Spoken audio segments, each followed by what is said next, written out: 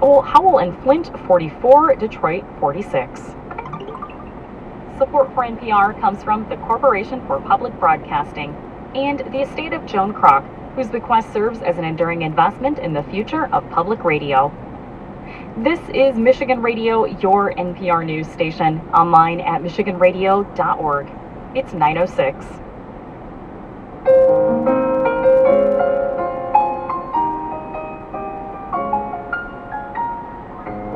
This is Weekend Edition from NPR News. I'm Lulu Garcia-Navarro. Good morning. We begin this hour in Venezuela. After a day of bloody clashes, Secretary of State Mike Pompeo has warned the United States will take action.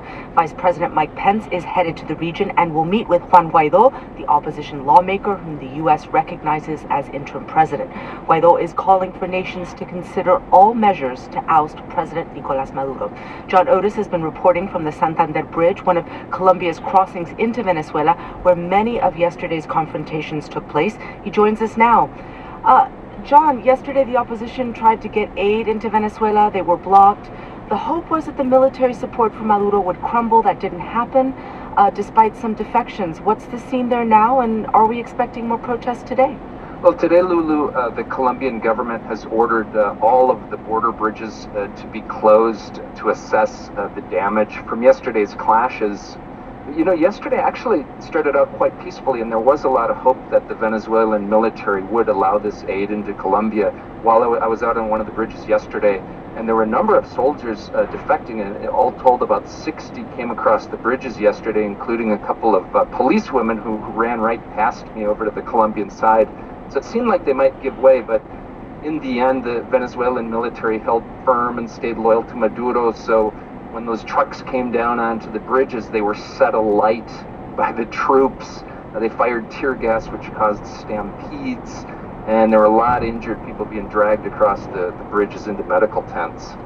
And what are the Venezuelan volunteers who were part of this action at the border saying? Well, Lulu, it's kind of made some of them more radical. After the violence broke out, I met a young lawyer named Lisette. She didn't want to give her full name because she's got family back in Venezuela. After losing her job, she fled to Colombia about 6 months ago with her husband and her 3 kids. And I met her under the bridge pouring sand, motor oil, and gasoline into beer bottles. So this lawyer was making Molotov cocktails to throw at the Venezuelan soldiers. Here's what she said. Para que tú veas, por la libertad del país. So she's telling me that violence is now necessary to liberate Venezuela, and she was doing this on behalf of her children, and that it's never too late to learn new skills.